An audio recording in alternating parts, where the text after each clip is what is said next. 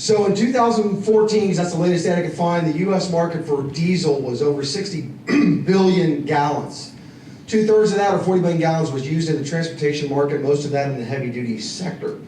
If you do the math, that's 300 million metric tons per year of CO2 emitted into the atmosphere. That's annually. And then if you look in the California market specifically, heavy duty transportation has a disproportionate impact here than just about any other state in the union, because our power grid is really very, very clean. So we've got this diesel problem, we've got this big freight transportation problem. Why are we not doing anything about it? Why are we not evolving away from diesel?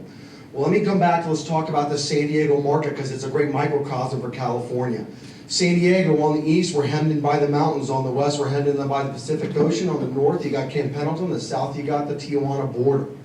If you want to move goods in and out of San Diego County, other than by sea, you're talking about long ranges, and you're talking about taking it over some fairly significant terrain. And a lot of the all-fuel technologies that we talk about today don't meet that. So human nature being what it is, the consumer wants what he wants. He wants what he has or better. So if you're trying to approach the consumer with something that doesn't necessarily meet what he needs, he's not going to adopt it. And that's what we need, is we need adoption. The driver, if he's not turning and burning, he's not earning, right? He's got to get a heavy duty payload a long distance, or he's not paying his bills. The fleet owner operator, he's only got a limited budget as well. So what's he going to choose? Is he going to choose a segmented, specialized fleet? I've got my zero-emission heavy-duty, drayage trucks that can only do this. I've got my natural gas vehicles that can only do regional haul, and then I've got my heavy-duty diesels that can do the long haul, the high payloads.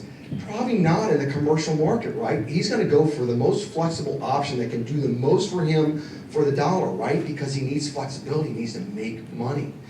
So when you look at that cost impact, it becomes a total cost of ownership. It's not just the cost of the fuel, it's not just the cost of the vehicle, it's not just the cost of maintaining the vehicle, it's also the cost of the surrounding infrastructure. How much do I have to change my facility to accommodate this next generation of technologies?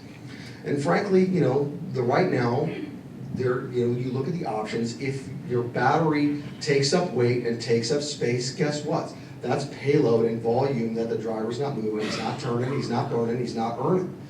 If your charging timeline, even with the fastest fast charging, takes more than filling up a diesel, that is time not on the road, time not earning. And you have similar problems with natural gas, CNG, LNG that have to be addressed in order to get the consumers to adopt it. Because let's face it, the challenge for meeting California's airtainment quality, it's massive. I mean, the Port of LA sees about 15,000 trucks a day, and 99% of those are diesel. 15,000 trucks per day, running a minimum of 75 miles one way, or 50 miles one way, 275. So adopting this and meeting this challenge requires thousands of vehicles, 10 to 20 to 100 battery-powered zero-emission vehicles. It just isn't going to make a dent. So we have to do something that goes to volume. And if you look at, for example, natural gas penetration, great technology, but it's 2% of the market right now. And I think that's the top end, and that's in California. If you go elsewhere, it's not there.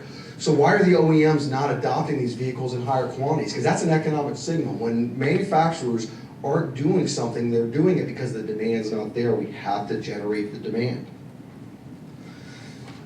So I think we got to look at this in a short-term and a long-term option. And my quote is, don't neglect the better in pursuit of the perfect. And I think that's what California policy right now is doing, is we're pursuing the perfection and we're neglecting what we can do right now.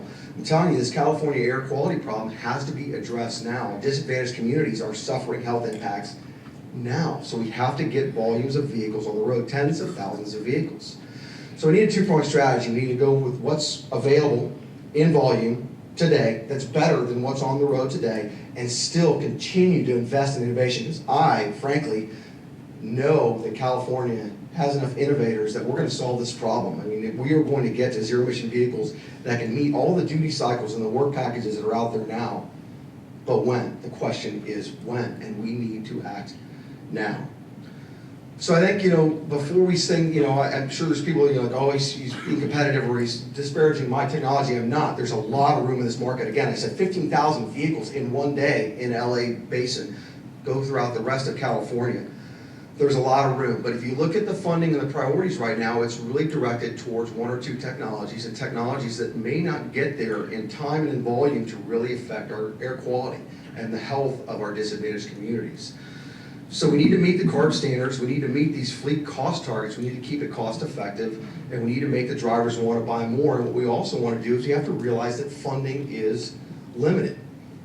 We are not going to be able to provide grants and incentives for time immemorial, because that's not what we want to do. The market needs to adjust, and we need to be market competitive. And so I think that's a broader, real quick, that's a broader comment on the entire clean tech industry, is if you're not market competitive, you're not cost competitive, consumers won't adopt it, and we won't make the change we want to make.